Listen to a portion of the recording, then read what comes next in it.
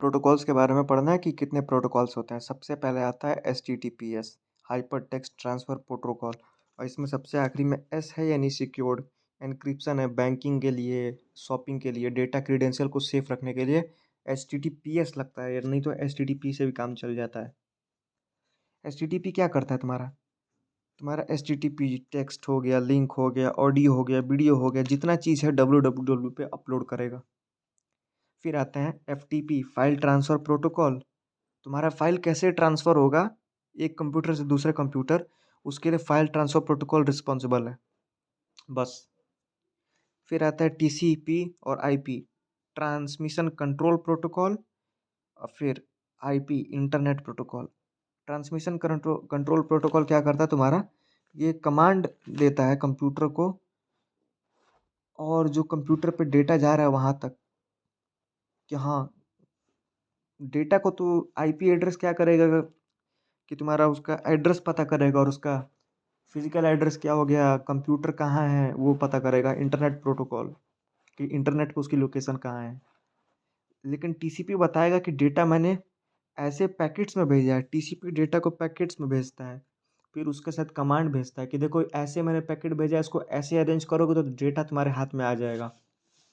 तो मैं बताया था ना, रैंडम ऑर्डर में डेटा भेजता है वो, लेकिन उसमें सीरियल नंबर लगा रहता है।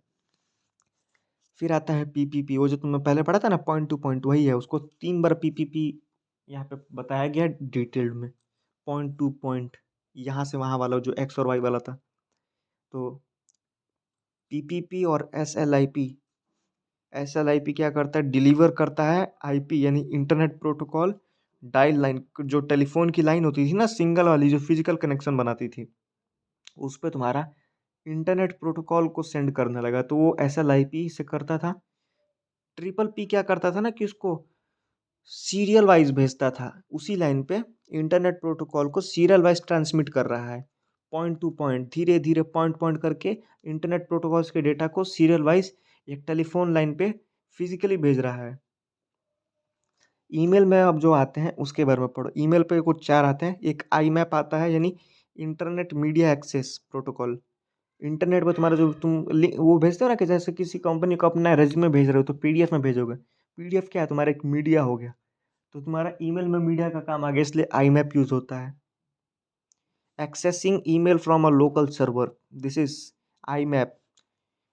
तुम अपने कंप्यूटर में ईमेल वो कर रहे हो तो तुम उसको लोकल सर्वर से ही एक्सेस कर रहे हो। गूगल के सर्वर पर तुम्हारा ईमेल पहले आएगा, फिर तुम्हारे कंप्यूटर पे आएगा। फिर आता है तुम्हारा पॉप 3। पॉप का मतलब होता है पोस्ट ऑफिस प्रोटोकॉल। ये तुम्हारा क्या ना कि तुमको कैसे तुम्हारा ईमेल रिसीव होगा, मेल बॉक्स में मिलेगा, फिर उसको डाउनलोड करोगे। तो इसका क्या काम होता है, तुम्हारे ईमेल्स को एक मेल बॉक्स में स्टोर करना, और जब तक तुम उसको डाउनलोड नहीं करते तब तक अपने पास स्टोर करके रखना। फिर आता है सिंपल मेल ट्रांसफ़र प्रोटोकॉल। तुम अब किसी को मेल भेजोगे तो कैसे भेजोगे, SMTP, simple mail transfer protocol के थ्रू ही भेजोगे, use to send emails. HTTPS का कोई ज़्यादा रिलेशन नहीं है, डेडिकेटेड नहीं है, लेकिन तुम हॉटमेल, जीमेल, वाईमेल, रेडिफ, ये सब देखते हो ना, तुम्हारे नाम जीमेल आईडी पे लिखा है shivam.gmail.com, तो ये @ के आगे gmail.com जो है ना, ये एचटीटीपी का प्रोटोकॉल के अंडर आ गया है, इसलिए इस पे ये लिखा है कि ये इसका प्रोटोकॉल यूज़ करता है। बट इनडायरेक्टली हो रहा है ना, ये डायरेक्टली तो कोई हेल्प नहीं कर रहा, बस उसका डोमेन यूज़ कर लिया इसलिए उसका नाम दे दिया। GSM, global system for mobile, इसमें तुम पढ़ोगे एसएमएस क्या होता है, एमएमएस क्या होता है। मुझे मत बताना कि क्या होता है। देखो, सबसे पहले जीएसएम आया था 2G मोबाइल में। 2G मोबाइल में ही तुम्हारा वॉइस और डेटा आया था। और डब्ल्यूएलएल तुम्हारा जो है ना, वो किसी ने यूज़ किया है वो। पहले टेलीफोन की दुकान होती थी, तो टेलीफोन की दुकान से सीधा एक वायर जाती थी एकदम नियरेस्ट टेलीफोन एक्सचेंज ऑफिस में। उसको में जो टेक्नोलॉजी यूज होती थी वो वायरलेस लोकल लूप यूज होती थी, डब्ल्यूएलएल। फिर आता है जीआरपीएस, जनरल रेडियो पैकेट सर्विसेज। इसमें क्या होता है ना कि जीएसएम यानी मोबाइल का कुछ नेटवर्क है जो कि कोई यूज़ नहीं कर रहा है, तो उसमें रेडियो फ्रीक्वेंसी यूज़ करके तुम बिना नेटवर्क के मोबाइल यूज़ कर सकते हो। नहीं समझ आया होगा तो, क्योंकि तुमने कभी यूज़ नहीं किया है। 1G, 1G में सिर्फ वॉइस था। 2G में वॉइस, टेक्स्ट और मोबाइल नेटवर्क दोनों आ गया। 3G में मोबाइल, टेक्स्ट, एमएमएस और वीडियो के साथ डेटा भी आ गया। 4G में ये सारी चीज़ें थी, साथ में तुम्हारे पास वॉइस ओवर इंटरनेट प्रोटोकॉल आ गया। यानी तुम अब बतिया रहे हो, तो तुम्हारा जो वॉइस है ना, वो पैकेट्स के रूप में इंटरनेट पे अपलोड हो रहा है, फिर उसके मोबाइल में जा रहा है। इसीलिए देखते हो कि जब नेटवर्क कटता है ना, तो आ, ई, ऊ टाइप की आवाज़ आती है, क्योंकि वो पैकेट्स में जा रहा है डेटा। अब 4G में 100 एमबीपीएस की स्पीड से और वीडियो कॉल हो सकता था। 5G में तुम 3D में सब कुछ करोगे। अभी 5G का फुल फेस की बात हो रही है, ये नहीं कि अभी जो देख रहे हो। एसएमएस क्या होता है? शॉर्ट मैसेजिंग सर्विस होता है। चैट क्या होता है? अगर ऑनलाइन बैठ के रियल टाइम में कोई बतिया रहा है टेक्स्ट के माध्यम से, उसे चैटिंग कहते हैं। वीडियो कॉल क्या है? अगर दो टू वे वीडियो फोन, जिसमें कई सारे लोग रियल टाइम में बैठ के वीडियो को फेस टू फेस बात कर रहे हैं, उसे वीडियो कॉल कहेंगे। वीओआईपी क्या होता है? कि तुम्हारे वॉइस को जो है इंटरनेट पे पैकेट्स के रूप में अपलोड करके फिजिकली बात करना, वॉइस हो गया तुम्हारा। वाईफाई को वायरलेस फिडेलिटी कहते हैं। अब इसमें भी देखो, तुम्हारे पीसी को अगर इंटरनेट चाहिए तो वो वाईफाई से कनेक्ट होगा, ना कि डायरेक्टली जियो के हेडक्वार्टर में जाके कनेक्ट करेगा। वही है वाईफाई। तो जियो के हेडक्वार्टर से तुम्हारे घर तक एक नेटवर्क आएगी, उससे फिर पीसी उसके नेटवर्क से कनेक्ट होगा, ना कि जियो के डायरेक्ट नेटवर्क से। लेकिन ये है ना कि ये इजीली हैकर स्टील कर सकते हैं। हॉटस्पॉट क्या होता है? कोई भी वो जगह जहाँ पे वायरलेस इंटरनेट प्रोवाइड हो रहा है, उससे हम लोग हॉटस्पॉट कहते हैं। ये नहीं कि मोबाइल का फ्यूचर है। कोई भी जगह, हॉस्पिटल हो गया और रेस्टोरेंट हो गया, लाइब्रेरी हो गया, जहाँ पे वायरलेस इंटरनेट प्रोवाइडेड है, ना कि वायर्ड तार के माध्यम से नहीं, वायरलेस।